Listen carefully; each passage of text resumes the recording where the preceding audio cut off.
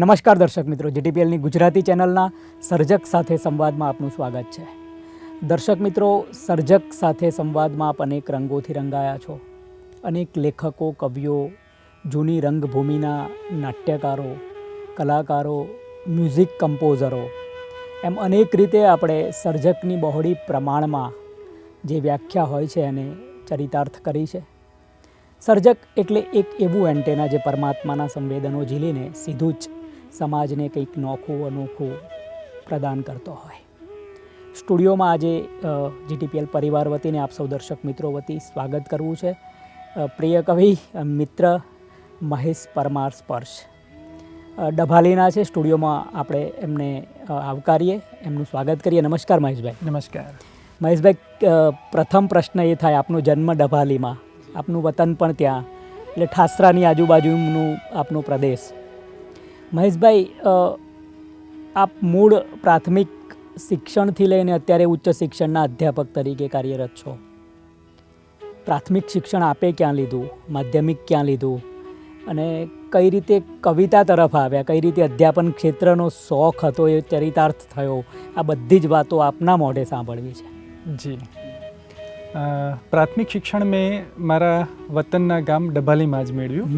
7 ધોરણ સુધી ત્યાં ભણ્યો અને એ પણ મારા પિતાજીના હાથ નીચે જ ભણ્યો. વાહ. અને મૂળ સાહિત્ય મને હું લગભગ પહેલા ધોરણમાં હતો ત્યારથી જ બાળ વાર્તા કથન તરફ મારા પિતાજીએ મને વાળ્યો હતો. સ્પર્ધાઓમાં બાળ વાર્તા કથન માટે એમણે મને તૈયાર કર્યો અને ત્યારથી મને બાળ વાર્તા ખૂબ પ્રિય થઈ ગઈ હતી. અને આગળ જતાં એમાં હું લેખન તરફ પણ વળ્યો. ત્યારબાદ માધ્યમિક શિક્ષણ મેં ઠાસરાની સચ્ચિદાનંદ હાઈસ્કૂલમાં મેળવ્યું. ત્યાં પણ મને લેખનનો સારો એવો અવકાશ મળ્યો છે. અને ત્યાર પછી બુનિયાદી અધ્યાપન પ્રવીણ એટલે કે પીટીસી મેં મોતીભાઈ અમીન બુનિયાદી અધ્યાપન પ્રવીણ વિદ્યાલય આણંદમાં મેળવ્યું. ત્યાર પછીનો બધો અભ્યાસક્રમ મેં એક્સટર્નલ તરીકે કર્યો છે. 12મા ધોરણની પરીક્ષા આપી, બીએ કર્યું ગુજરાતી વિષય સાથે, એ પણ ગુજરાત યુનિવર્સિટીમાં એક્સટર્નલ વિદ્યાર્થી તરીકે, એમએ કર્યું. અને મને જેવું મેં પીટીસી પૂરું કર્યું અને મને તરત જ વિદ્યાસહાયક તરીકે ગુજરાત સરકારમાં પ્રાથમિક શિક્ષક તરીકે નોકરી મળી ગઈ. અને ત્યાં આગળ મને જે જગ્યાએ નોકરી મળી એ ખૂબ જ ઇન્ટિરિયર વિસ્તાર હતો. ત્યાં આગળ 2 સમયનું જમવાનું પણ ત્યાંના લોકોને મુશ્કેલીથી મળતું. વિદ્યાર્થીઓ પણ ખૂબ જ ગરીબ અને બેકવર્ડ વિસ્તારમાંથી આવે. અને ત્યાં મેં જોયું કે વિદ્યાર્થીઓની સંખ્યા ખૂબ ઓછી આવતી. એટલે શરૂઆત અને હું એકલો જ શિક્ષક ત્યાં હતો. એટલે ત્યાં મેં શરૂઆત કરી કે ચલો અમને વાર્તાના માધ્યમથી આકર્ષીએ. એટલે મેં શરૂઆત વાર્તાથી કરી. ત્યાં એ લોકોને વાર્તા કહેવા લાગ્યો તો એમને ખૂબ ગમ્યું. સંખ્યા વધી વિદ્યાર્થીઓની. એટલે પછી મને એ એક શસ્ત્ર તરીકે પણ કામ લાગી બાળ વાર્તા. એટલે મેં એમને માટે જ થઈને પછી બાળ વાર્તાઓનું સર્જન શરૂ કર્યું. હવે એમના માટે સર્જન કર્યું એટલે ત્યારબાદ મને 2008માં મારા ઘરે દીકરી ઋત્વીનો જન્મ થયો. હવે એને પણ એ જ ટેવ કે એ થોડી મોટી થઈ એટલે દરરોજ રાત્રે એ મારી પાસે નવી વાર્તાની ડિમાન્ડ કરે. એટલે એના માટે બાળ વાર્તાઓ લખવી પડી મારે અને નવી જ વાર્તા કહેવી પડી. એટલે એ સિલસિલો ચાલુ જ રહ્યો. પછી તો મને બાળ વાર્તા ખૂબ ગમવા લાગી. એટલે મેં બીજું સાહિત્ય પણ સર્જન કર્યું.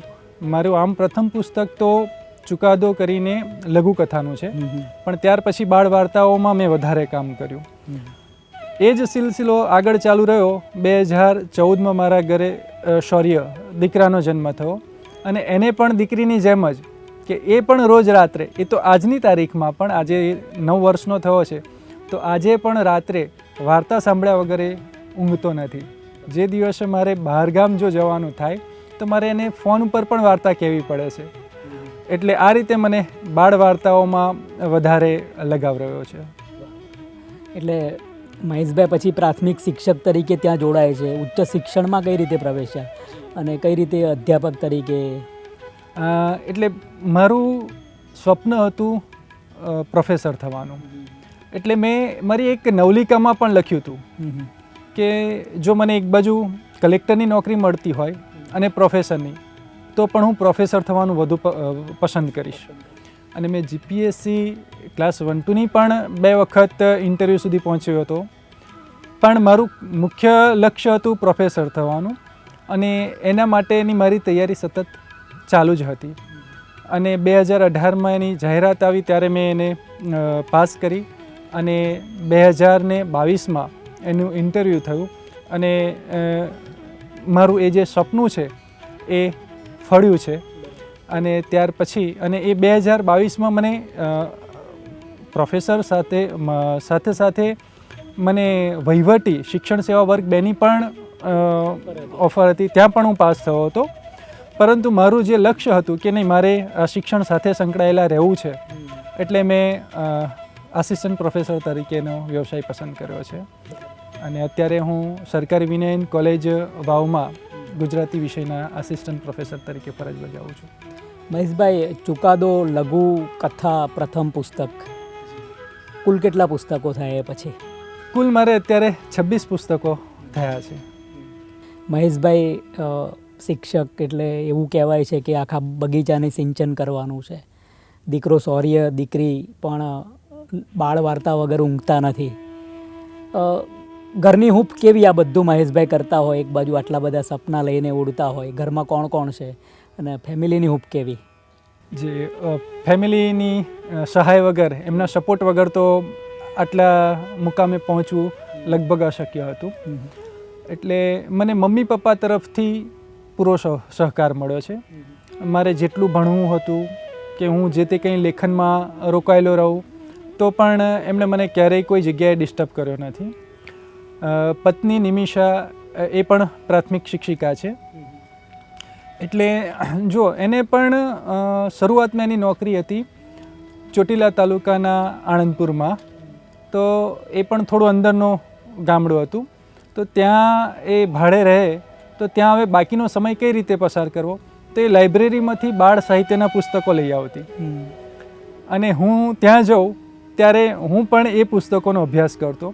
એટલે મને સતત જાણે કે આ એક બાળ સાહિત્ય તરફ દોરવા માટેના એક પછી એક પગથિયા મળતા રહ્યા. અને હું સર્જન કરું તો મારી પત્નીને પણ એ બાળ વાર્તા સંભળાવું, એટલે એ પણ એનો રિવ્યૂ આપે. અને અત્યારે તો મારો દીકરો જ ખુદ એ રિવ્યૂ આપી દે પહેલાં જ. જો સારી વાર્તા લાગે તો એ થંબ બતાવે, લાઈક, ન લાગે તો ડિસલાઇક પણ કરે છે, ક્યારેક સૂચન પણ કરે છે. હવે તે મને પાત્રો પણ આપે છે કે આ આટલા પાત્રો તમે વાર્તા કરો. ક્યાં બાત હે. ક્યારેક ઘટના આપી દે. એટલે આ રીતે મને સતત બધાનો સહકાર મળતો રહ્યો છે. સતત મારે જ્યારે પણ જ્યાં જવું હોય તો પણ ક્યાંય રોકટોક નથી થઈ. એટલે મને મજા આવે છે. ડાકોર, ઠાસરા, રાવજીની કર્મભૂમિ, જન્મભૂમિ, કેવું લાગે છે મહેશભાઈ? કેવો વિસ્તાર ને? જી, આમ ખરેખર રાવજીથી એ આખો વિસ્તાર પરિચિત થાય. વાહ. પણ ત્યાં આગળ જોઈએ એવી સાહિત્યની હજુ એવું વાતાવરણ એવું મેચ્યોરિટી હજુ છે નહીં. નથી. ક્યાંક ત્યાં આગળ કે બી શાહ કાકા જે છે, પછી ડૉક્ટર ફકીરભાઈ, આવા લોકોનો થોડો ઘણો પ્રયત્ન થઈ રહ્યો છે. ઘણી એમણે મહેનત કરી છે અને એમણે થોડું ઘણું ત્યાં આવું વાતાવરણ સર્જ્યું છે. બાકી ત્યાં આગળ અત્યારે કોઈ સાહિત્ય સર્જન માટે પ્રવૃત્ત ખાસ કોઈ જણાતું નથી. એટલે એ વિસ્તારમાં પણ સાહિત્ય ફૂલે ફાલે એવી મારી લાગણી છે અને એ માટે મારે પણ ત્યાં આગળ કામ કરવું છે. વાહ.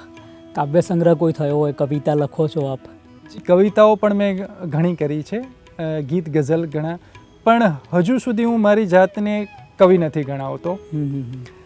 એટલે ઘણું બધું લખ્યું છે, કુમારમાં પણ પ્રગટ થયું છે, ઘણા સારા મેગેઝિનમાં પણ કવિતાઓ પણ આવેલી છે, પણ મેં હજુ કાવ્યનો સંગ્રહ કર્યો નથી. બાળગીતોનો સંગ્રહ હવે ટૂંક સમયમાં આવશે. બરાબર. મહેશભાઈ, ભવિષ્યનો શું પ્લાન છે? શું કરવું છે? એક તો અધ્યાપક થવું હતું, અધ્યાપક થઈ ગયા, શિક્ષણ સાથે જોડાયેલા છો, આજીવન શિક્ષક માણસ છે. ભવિષ્યનો શું પ્લાન છે? શું કરવું છે? એક તો વાત કરી કે ડાકોરમાં સાહિત્ય માટે કંઈક કરવું છે, બીજો શું પ્લાન છે? મારું બધું જ હવે મને એવું લાગે છે કે સાહિત્યમાં જેટલું પણ કરી શકાય એટલું કરવું છે. ડાકોરમાં તો કરવું જ છે, એ સાથોસાથ કંઈક એવું નવું થાય કે જે સમસ્ત સાહિત્ય જગતને કામ લાગે. એટલે એ ક્ષેત્રમાં ઘણું બધું કામ કરવાની ગણતરી છે. એટલે હવે જેમ જેમ સમય આવશે અને જે તરફ નિયતિ લઈ જશે એ મુજબ કામ કરવાની ગણતરી છે. પ્રિય કવિ કોણ? પ્રિય આમ કોઈ એકનું નામ આપવું મારા માટે થોડું શક્ય નથી, કેમ કે અલગ અલગ રીતે ઘણા બધા ગમ્યા છે. મૂળે રાવજી તો મને પ્રિય હોય જ, કેમ કે મારા વિસ્તારના છે અને એમના કાવ્યો પણ મને ગમે છે. રમેશ પારેખને પણ મેં ખૂબ વાંચ્યા છે અને એ પણ મને ગમે છે. પ્રિયકાંત મણિયાર છે. વાહ. લેખકમાં? જી, લેખકમાં પણ ધ્રુવ ભટ્ટની જે કૃતિઓ છે, નવલકથાઓ, એ મને ખાસ પ્રિય રહી છે. ચંદ્રકાંત બક્ષીની આત્મકથા મને ખૂબ ગમી છે.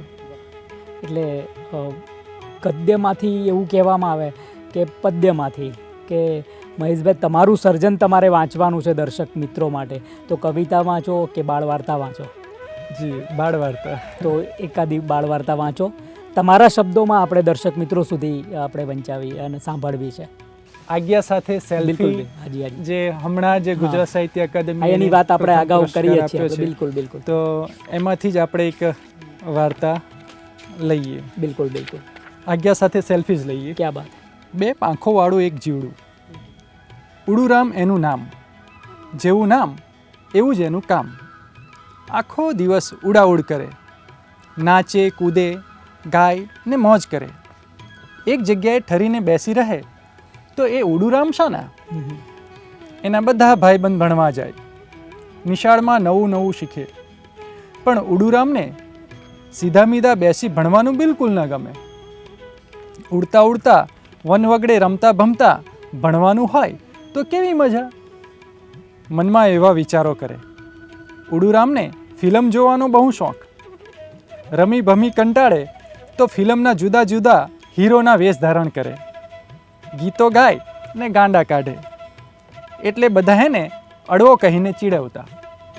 એને ભણવાનું ભલે નહોતું ગમતું, પણ જો મોબાઈલ કે કમ્પ્યુટર મળી જાય તો ઉડવાનું કે રમવાનું ભૂલી જાય. વિજ્ઞાનની અવનવી વાતો જાણવાનો એને બહુ શોખ હતો. ઇન્ટરનેટ પર વિજ્ઞાનના રહસ્યો ફેંકતો રહે. વોટ્સએપ, ફેસબુક, ટ્વિટર, એનો તો એ માસ્ટર હતો. વાતે વાતે સેલ્ફી લઈ શેર કરતો રહે. ચોમાસાની ઋતુમાં એકવાર ઉડતો ઉડતો એ જંગલમાં પહોંચી ગયો. વરસાદમાં નાહી ને લીલા લીલા થઈ ગયેલા ઝાડવા, છોડવા ને ફૂલોથી શણગારાયેલી વેલો જોઈ. પોપટ, કોયલ ને મોર જોયા. વાઘ, સિંહ ને હાથી પણ જોયા. એ તો આ બધું જોઈને રાજીનો રેડ થઈ ગયો. ભૂખ લાગી તો મીઠા મીઠા ફળ ખાધા. તરસ લાગી તો ઝરણાનું મીઠું મીઠું પાણી પીધું. પછી ખુશ થઈ ગાવા લાગ્યો, જંગલમાં તો ભાઈ મંગલ મંગલ, જંગલમાં તો ભાઈ મંગલ મંગલ, ચાલો જોવા ભાઈ જંગલ જંગલ. ઝાડ પાનનો તો જડે નહીં જોટો, નાના નાના સસલા જોયો હાથી મોટો. આમ ગાતા રમતા એ તો જંગલમાં દૂર દૂર સુધી પહોંચી ગયો. રાત પડી ગઈ, અંધારું થયું. અડવાને તો લાગી બહુ બીક, રડવું પણ આવી ગયું. પણ હિંમત રાખી એક ઝાડના પાંદડાની વચ્ચોવચ લપાઈને સૂઈ ગયો.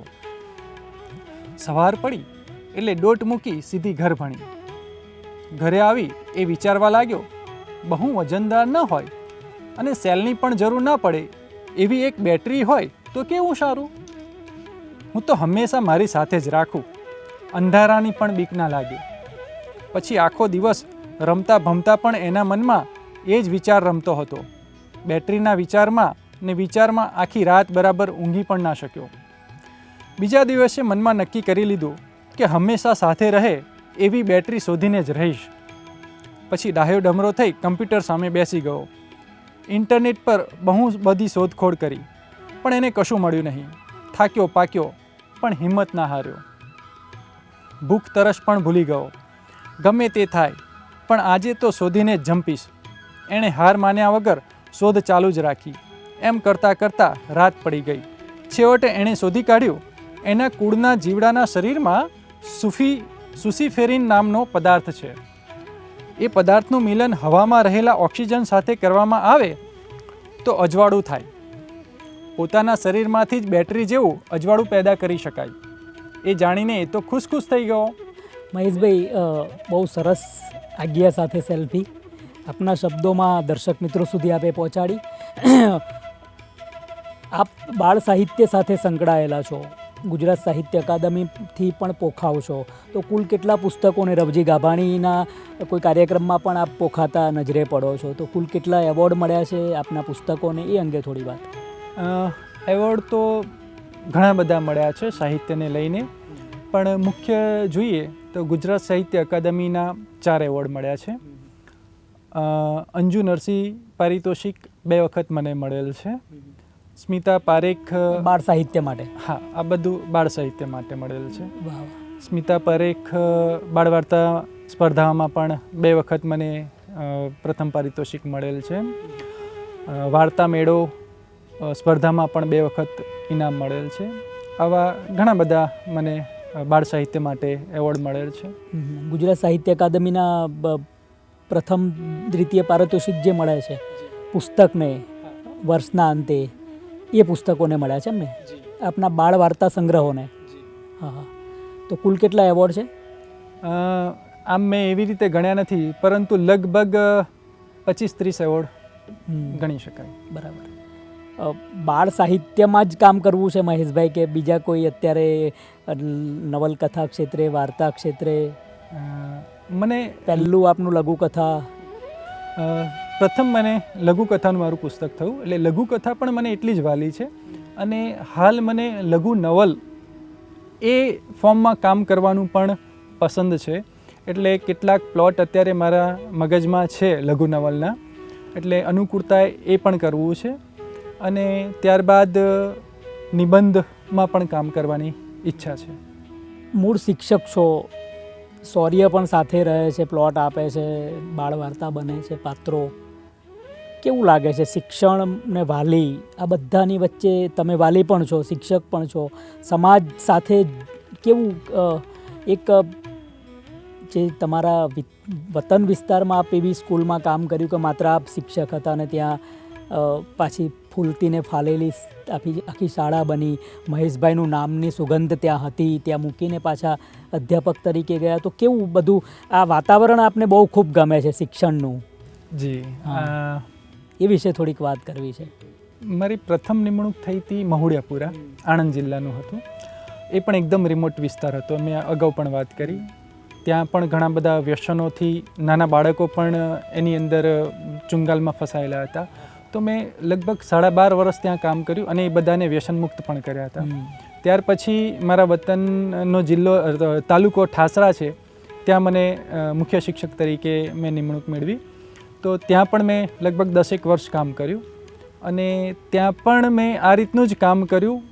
સાહિત્યનું પણ થોડું ત્યાં વાતાવરણ સર્જ્યું અને એ બધાને લઈને મને 2018માં ગુજરાત સરકાર તરફથી શ્રેષ્ઠ શિક્ષકનો એવોર્ડ પણ આપવામાં આવ્યો હતો. એટલે શિક્ષણ સાથે તો મને લગાવ પહેલેથી છે જ. મેં પાઠ્યપુસ્તક લેખનમાં પણ કામ કર્યું છે, સમીક્ષા માટે પણ કામ કરેલું છે, GCRT NCERT સાથે પણ સંકળાયેલો રહ્યો છું. એટલે શિક્ષણ જ મને એ જ શિક્ષણનો જીવ છું, એની અંદર ઓતપ્રોત રહેવું ગમે છે. અને એટલા માટે થઈને જ મેં વહીવટી નોકરી ન સ્વીકારી અને મદદનીશ અધ્યાપક તરીકેની નોકરી સ્વીકારી છે. હા, પ્રાથમિકમાંથી હવે ઉચ્ચ શિક્ષણમાં આવ્યો, એટલે થોડું ઘણું ત્યાં મને અનુકૂળ થવામાં થોડો સમય લાગ્યો. મહેશભાઈ, PhD પણ પૂરું કરવાના આરે છો, એ અંગે થોડી વાત. મારા વિષય પર કરી રહ્યા છો? વિષય છે ગુજરાતી સાહિત્યમાં શિક્ષણ અને શિક્ષક. વાહ. જો એમાં પણ સાહિત્ય અને શિક્ષણ અને શિક્ષકને સાંકળી લીધા છે. એટલે એમાં પણ પસંદગીના જે મેં 26 પુસ્તકો લીધા છે, એમાં નવલકથાઓ પણ છે, નિબંધો પણ છે, એના ઉપર કામ કર્યું છે. એની સિનોપ્સિસ જમા કરાવી દીધી છે. લગભગ હવે આ વર્ષના અંત સુધીમાં થીસીસ પણ જમા કરાવી દેવાનો છું. મહેશભાઈ, એક વાલી પણ છો, ટીચર પણ છો, પિતા છો એક બાળકના, 2 બાળકના, તો તો મહેશભાઈ, આજના સમાજને, આપ સાહિત્યકાર પણ છો, તો આજના સમાજને, આજના શિક્ષણને, આજના સાહિત્યકારોને, બાળ સાહિત્યકારોને આપનો સંદેશ. જી, પહેલાં તો એક વાલી તરીકે જો વાત કરું તો બાળકને ખૂબ પ્રેમ કરવો જરૂરી છે. અને અત્યારે જે દોડ ચાલી રહી છે, બાળકોને એક યંત્ર બનાવી દેવાની, કે ખૂબ બધું એને શીખવાડી દેવાની દોડ, ડિગ્રી માટે, પર્સન્ટેજ માટે, મને થોડું એ નથી ગમતું. મેં મારા પોતાના દીકરાને પણ ભણવા માટે ક્યારેય ફોર્સ કર્યો નથી. સાચું કહું તો એને મેં સૈદ્ધાંતિક શિક્ષણ પણ નથી આપ્યું. એ બાળ વાર્તાના માધ્યમથી જ શીખ્યો છે. એને મેં ક્યારેય આમ ભણવા માટે બેસાડ્યો પણ નથી. એની જાતે જ શીખ્યો છે. માત્ર એ મને દિવસના શરૂઆતમાં તો 200 પ્રશ્નો કરતો. એના પ્રશ્નો પણ કંઈક એવા હોય કે પપ્પા આપણે આઈબ્રો ન હોય તો ન ચાલે, પપ્પા કીડીને વાગે તો એને લોહી ન નીકળે, ઘરોડી છે કેમની દિવાલની આમ છત ઉપર પણ ઊંધી ચીપકી રહે છે. આવા બધા પ્રશ્નો, અને દરેકના હું જવાબ આપતો. જેટલી વખત એ પૂછે, જ્યારે પૂછે, એને સંતોષ ન થાય ત્યાં સુધી જવાબ આપું. એટલે ક્યારેય ભણવા માટે આગળ એને ફોર્સ કર્યો નથી. અને છતાં પણ એ અત્યારે ગુજરાતી, હિન્દી, અંગ્રેજી સારું એવું વાંચી પણ શકે છે, મૌખિક દાખલા પણ ગણી શકે છે, ખગોળશાસ્ત્રનું પણ એને ઘણું જ્ઞાન છે. એટલે વાલી તરીકે આપણે બાળકોને પ્રેમ આપવાનો છે, એની ઉપર જરાય ફોર્સ ન કરવો, એવું મારું માનવું છે. શિક્ષક તરીકે પણ એવું મારું માનવું છે કે બાળકને આપણે શીખવાડી દઈએ છીએ આપણો ભ્રમ છે. માત્ર એના આપણે એક સલાહકાર છીએ, મિત્ર છીએ, એને આંગળી ચીંધવાની છે. એટલે બાળકોને ભણાવવા કરતાં, ભણતર કરતાં ગણતર મળે એ વધુ જરૂરી છે. અને એમને પોતે વિચારતા થાય એવું કરવાની જરૂર છે. એમના પ્રશ્નોને સંતોષવા જરૂરી છે. એટલે જ મેં મારી શાળામાં એક બોક્સ રાખ્યું હતું, પૂછીને પંડિત થવાય. એટલે જે બાળક કદાચ આમ સીધું શિક્ષકને પ્રશ્ન કરતા ડરે, તો એવા બાળકો એની અંદર ચિઠ્ઠી નાખી શકતા, પ્રશ્ન પૂછી શકતા, અને એનો ઉત્તર અમે આપતા. કે બાળક સ્વતંત્ર રહે, એ શિક્ષક સાથે આત્મીયતા કેળવે તો વધારે મજા આવે. હવે સાહિત્યકાર માટે વાત કરું તો બાળ સાહિત્ય લખાય છે ઘણું, પણ એમાંથી બાળ સાહિત્ય કેટલું, એક પ્રશ્ન છે. વાહ. એના માટે બાળ મનોવિજ્ઞાનને જાણવું જરૂરી છે. બાળક બનીને લખવાની જરૂર નથી, બાળકને સમજવો જરૂરી છે. બાળ મનોવિજ્ઞાનનું જો આપણને નોલેજ હશે અને પછી આપણે કામ કરીશું તો વધારે સારું બાળ સાહિત્ય મળશે એવું મારું માનવું છે. અને એમાં ખૂબ ભારેખમ ન હોય, સરળ હોય, એની જિજ્ઞાસાને સંતોષે, એની કલ્પનાઓને પાંખો મળે એવું સાહિત્ય સર્જાય તો મજા આવે. દર્શક મિત્રો, આપણે મહેશ પરમાર સ્પર્શને મળી રહ્યા હતા. મૂળ બાળ સાહિત્યકાર છે, કવિ પણ છે, નવલકથા, લઘુ નવલકથા પણ લખી છે ને લખવાના પણ છે, વાર્તાઓ પણ લખે છે, નિબંધ પણ. મૂળ શિક્ષક છે, પણ મૂળ જે તમારે સ્પર્શ કરવાનો છે, ફિલિંગ્સ, લાગણીને, બાળકની લાગણીને એ સ્પર્શ કરે છે કે મૂળ માતા પિતા અને શિક્ષણ વારસામાં મળ્યું છે, સંસ્કાર વારસામાં મળ્યા છે. મહેશભાઈ પરમાર GTPLમાં આવ્યા, તો GTPL પરિવાર વતીને આપ સૌ દર્શક મિત્રો વતી એમનો આભાર માનીએ. આભાર મહેશભાઈ. આભાર.